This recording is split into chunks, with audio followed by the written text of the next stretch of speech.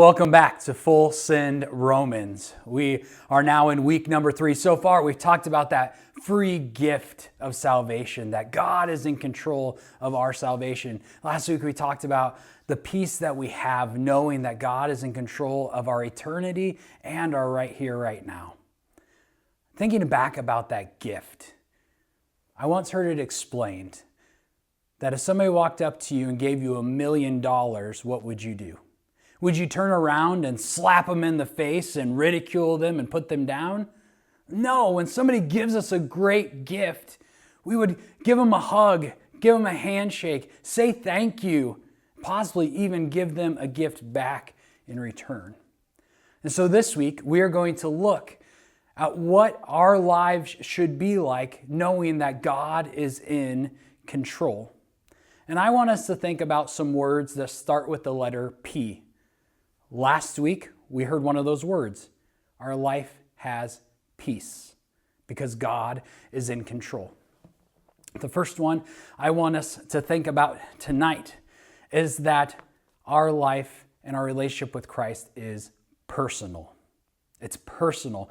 Romans 1:16 says this, "For I am not ashamed of the gospel, for it is the power of God for salvation to everyone who believes, to Jew first and also to the Greek. For in it the righteousness of God is revealed from faith for faith. As it is written, the righteous shall live by faith." Yes, a relationship with Jesus is personal. And when something is personal, to me, it means something. It actually means a lot. And that's what our faith should be too. It should be personal. It should mean so much that we want others to know what it means to be right with God. Well, let's continue on, this time in Romans chapter 12. Not only is our life full of peace when God is in control, not only is it a personal relationship that means something, but it has to be purposeful. A purposeful life in Romans 12.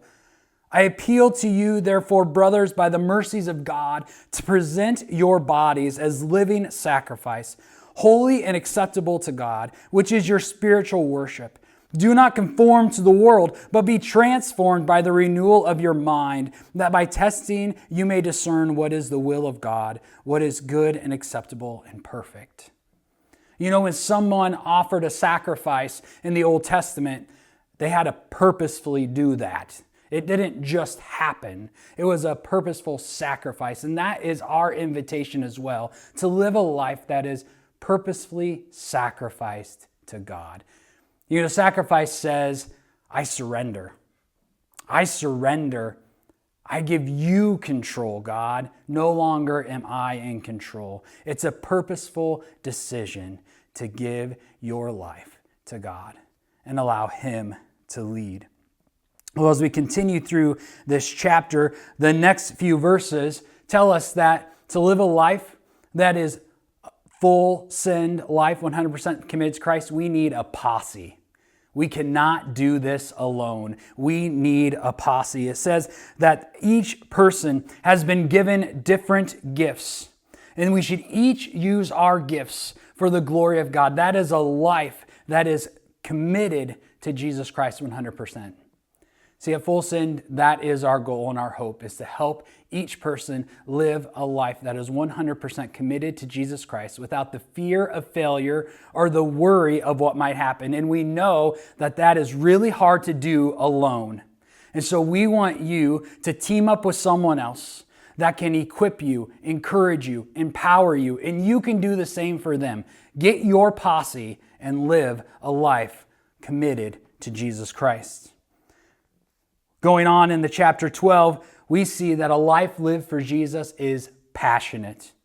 Verse 9 talks about genuine love. Verse 10, love one another with brotherly affection. And then go back to the middle of verse 9.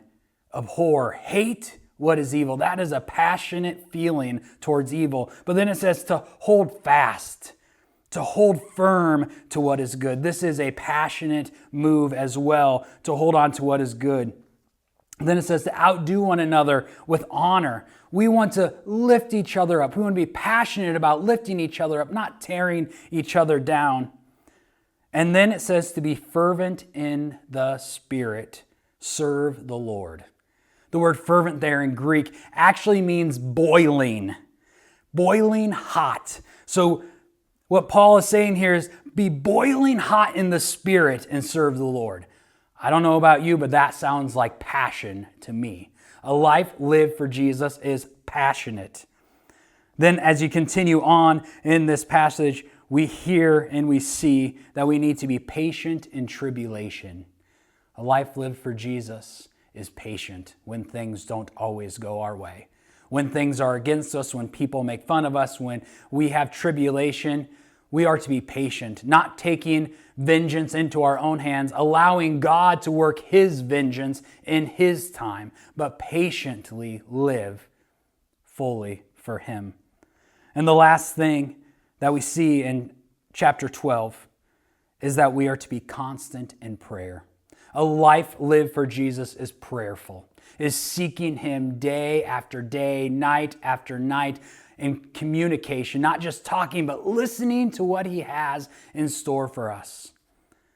So this is what a life lived for Jesus, knowing that God is in control, looks like. It is full of peace. It is personal. It is purposeful. It is with a posse, not alone. It is passionate, patient, and prayerful. This is how we can live a full send life for the glory of God. Go and find your posse this week.